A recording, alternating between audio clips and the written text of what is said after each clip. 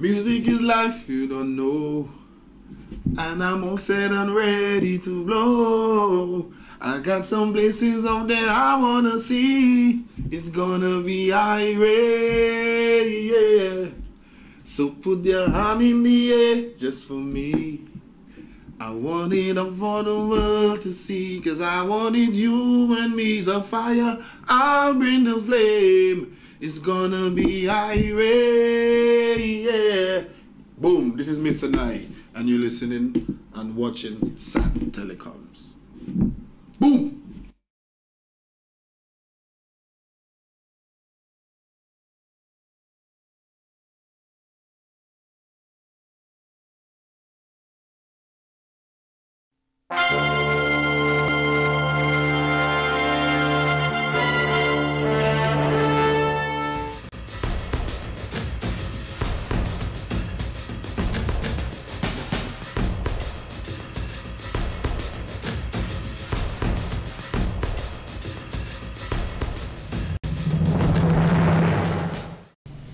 Welcome to SAT TV's news. I am Shanna Esprit, your presenter. In our top stories, Bail Act to be implemented soon. Costa Rica seized over 4 tons of cocaine in Caribbean Sea this year. Hundreds forced to evacuate as wildfire roars into California. And in sports, Lapland Avengers defeats Police Sports Club. Details of these will follow.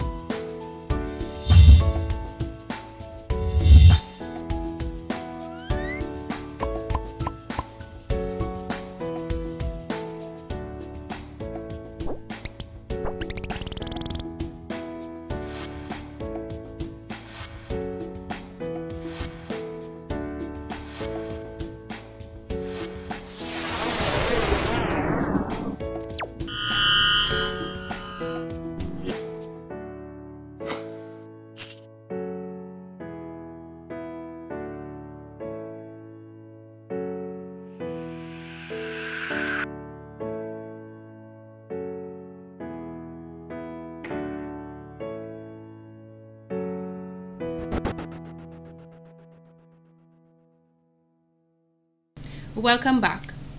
The Grand Forks community held its first ever youth empowerment rally on Saturday, July 20th, under the theme Empowering Youth to Make the Right and Healthy Decisions. At the opening ceremony, the social ills which affect the youth on a daily basis were addressed. Honorable Ambrose George, Minister for Information and Communication Technology, urged groups in Grand Forks to pool resources together to establish a major youth group to represent their area. What I would want to see happen, and I know there are several groups in Grand Forks, at the church and other areas, but coming out of this grand rally today, I would like to see the formation of a fundamental, and I say fundamental, a solid youth group of Grand Forks, to comprise of the various group members that you have, the various organizations that you have, to come together and consolidate and to establish a youth group of Grand Forks. Mr. George said the formation of such groups will lend to the continuation of the good works as a formidable and a strong group in the community. Meanwhile, Justina Charles, Minister for Youth Affairs, is calling on the youth to determine if social networking has a positive or negative impact on their lives. Importantly for us young people, our social network. Is it helping to empower us? Is it helping to make us positive individuals? Or is it destroying our lives? So you need to look at your social network, even with all the Facebook accounts, the Twitters and all of those things. And I like to remind young people, when we engage ourselves in those networks, it ought to be for positive development, because that can determine even your own fate.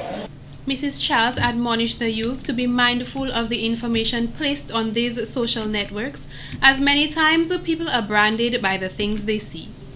Various groups lent their support to the Grand Forks Youth Rally, including the Bath Estate and the Silver Lake Youth Groups. In more news, aspiring homeowners are being urged not to take any shortcuts as it relates to the construction of their homes to save money. According to building contractor Mr. Matthew Burton, this jeopardizes the durability of the house, which makes it vulnerable to unfavorable weather conditions, especially during the hurricane season. It's just a matter of you can ask for a referral, you can go to planning division, they would know the contractors, you can talk to a recognized person or talk to a lawyer who knows contractors, and they'll refer you to somebody so that you know that you're getting the job done. Not that the contractor must rob you or overcharge you also, but that you get a job done and without having to worry about anything. I've built for people overseas. I built for people in Calibishing from Canada, USA, England.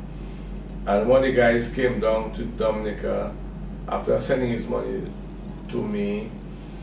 And when he said to me that he was really scared that he would come and don't meet anything at all. When he landed in Dominica, in Calibishing, there were tears in both of their eyes, wife and the husband.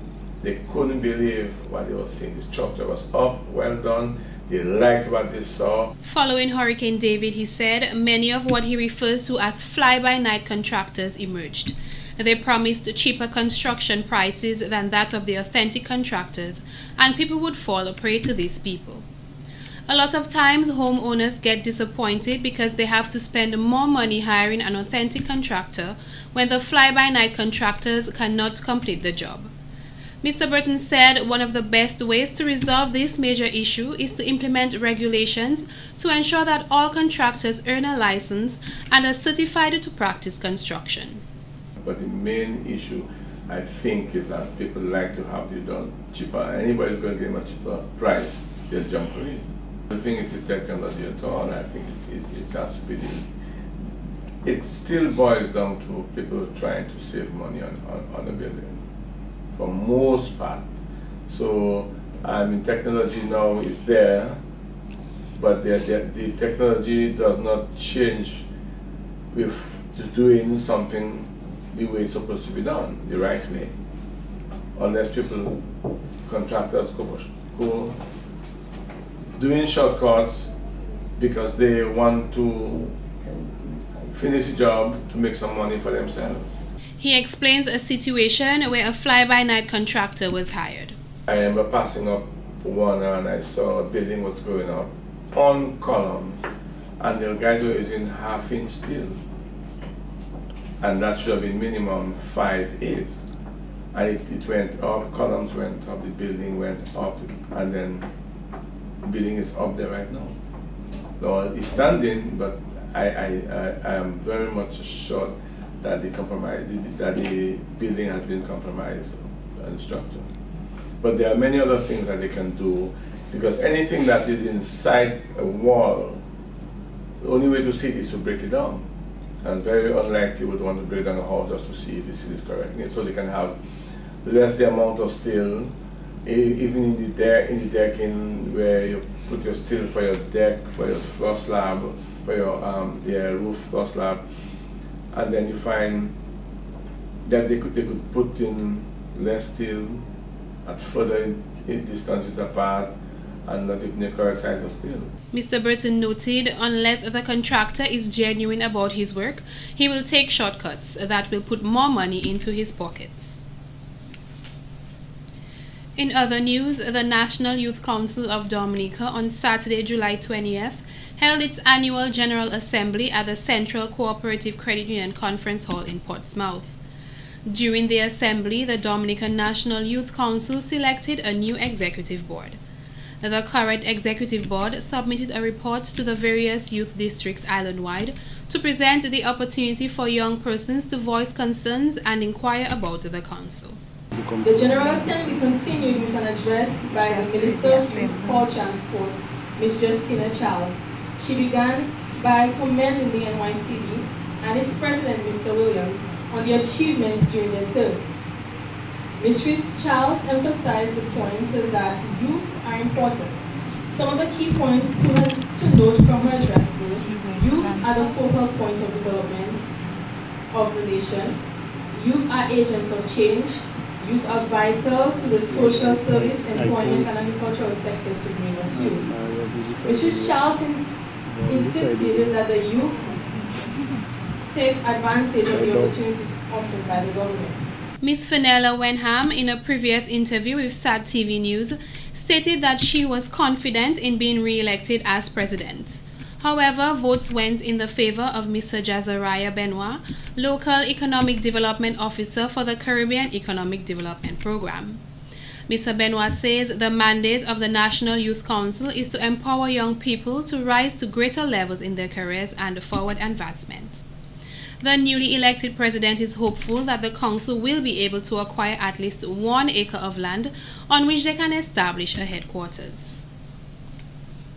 This is what Antonia Peer, current publicity coordinator of the National Youth Council of Dominica, had to say.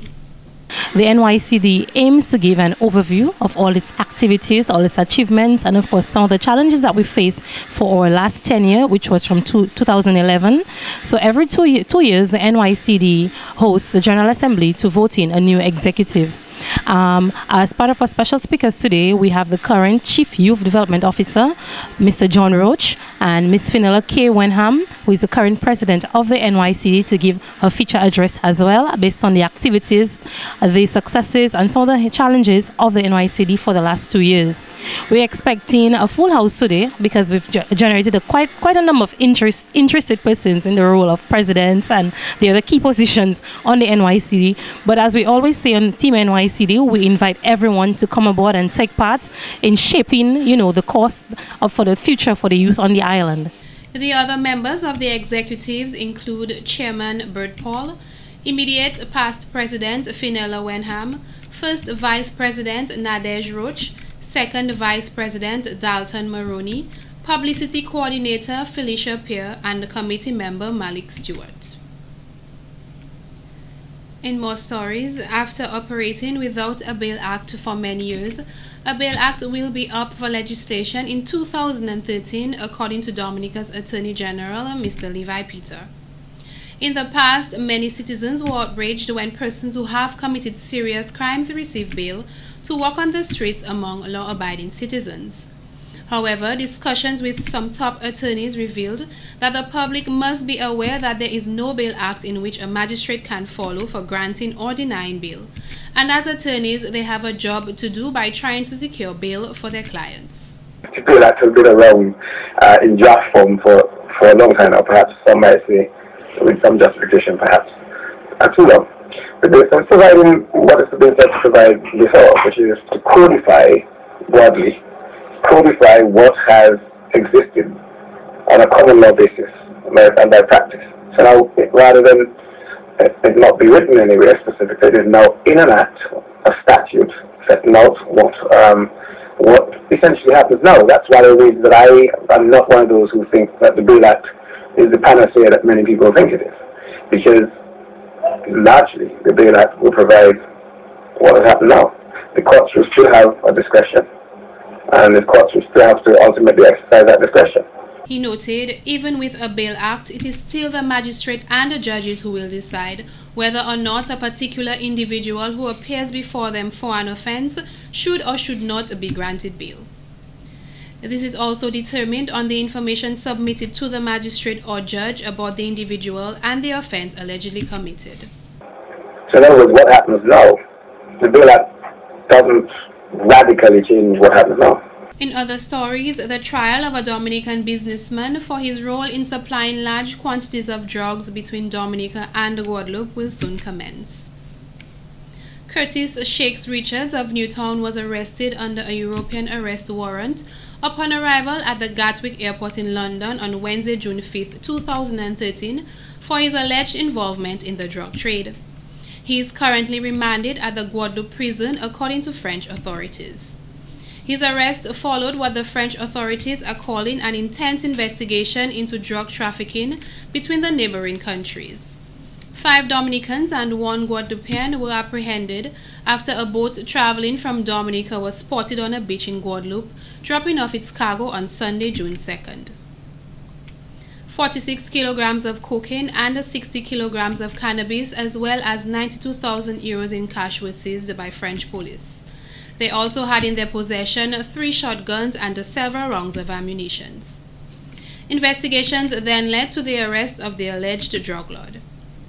The French Minister of the Interior, Manuel Valls, in welcoming the dismantling of a network of drug traffickers, praised the quality of the investigation by the French police, which led to the confiscation of the drugs and the arrest of 7 individuals. French prosecutor Mr. Guy Etienne described Curtis Shakes Richards as the boss of the operation, who brought in drugs mainly to the region of Abymis. He stated that Mr. Richards and his group had been under surveillance for the past 5 months. According to Mr. Etienne, during that time, the men brought more than 166 kilos of cocaine with a street value of EC 10 million into Guadeloupe and moved more than 650,000 euros. According to reports from a Guadeloupe source, Richards is also wanted for several other drug-related offenses, and if found guilty, he could face several years in prison. More news. A total of 15 teams gathered at the Newtown Savannah on Saturday, July 20th to kick off the Youth Nation Cup Series 2013 with a grand soccerama. Football teams from various communities and ages participated in this event. However, for the 13 and under category, the La Plaine Youth Soccer Academy emerged victorious. The 16 and under category, Julius Timothy Tarish Ballers United took the title of the Soccerama. Speaking to the footballers at the opening ceremony, long-standing coach Mr. Joe Faustin stated the importance of football and sports to the youth.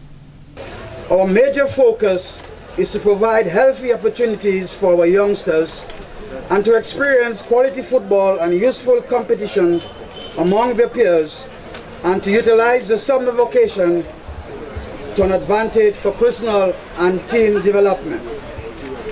I'm very happy that we're involving at least 300 youngsters.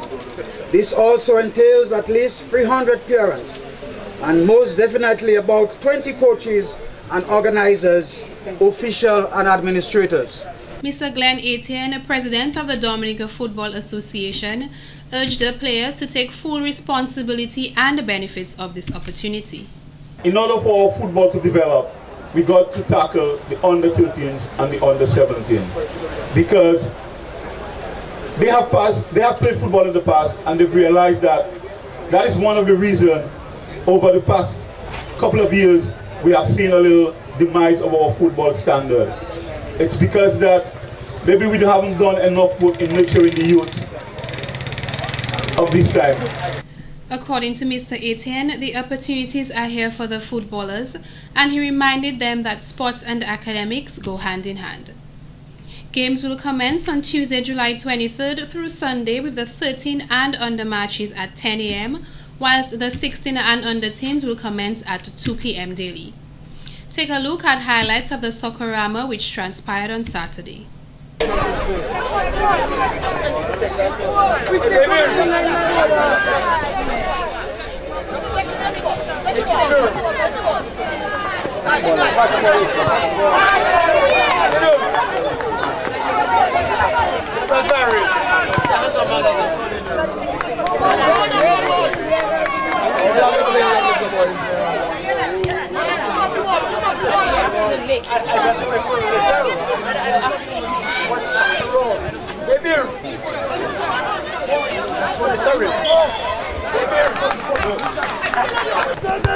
And it's the same, yes, it's the same. It's the same, and it's a goal man. He hits the cross back again, and it's excitement here. And he's passes again, and he shoots, and no, my goodness, and Lapinas defending again. Strong defense there. What a play, my goodness, what a play, the Megan. Here we see a young player is on the floor. In other stories, on Friday, July 19th, a welcome ceremony was held at the Windsor Park Stadium for the Martinique footballers who played against Dominica on Saturday, July 20th in a friendly football match. Parce qu'actuellement nous commençons une relation. Et moi-même savent, moi quand venu cet esprit bien doué, et les hommes même pas même savent moi. Parce que moi quand les hommes même dernière équipe dernier joué à Zoteni, les organes mon cœur c'est Doucos 2-1. Moi j'étais bien content parce que pourquoi moi veux manière de jouer et moi venu ici à me dit Président Dominique, l'agneau belle équipe à cet esprit molé au vini Dominique. The Dominican national seniors men's team secured a forceful victory in the friendly encounter against Martinican side Saint Esprit. Playing at the Windsor Park Sports Stadium, the national team defeated their opponents by 4-0. Debutant Delbert Graham converted midway through the first half of play to give his team a 1-0 advantage in the half. The home team found the back of the net 3 more times. In the second half, Randolph Peltier gave his team a 2-0 lead early in the second half, followed by Lester Langley and Romarion Bergens, who scored 1 goal each. Head coach of the Dominican national football team, Ronnie Gustave, said that he was pleased with his team's performance. The performance of the team this evening was good. I saw a lot of positives and going forward. We just have to build on that, the former national striker said.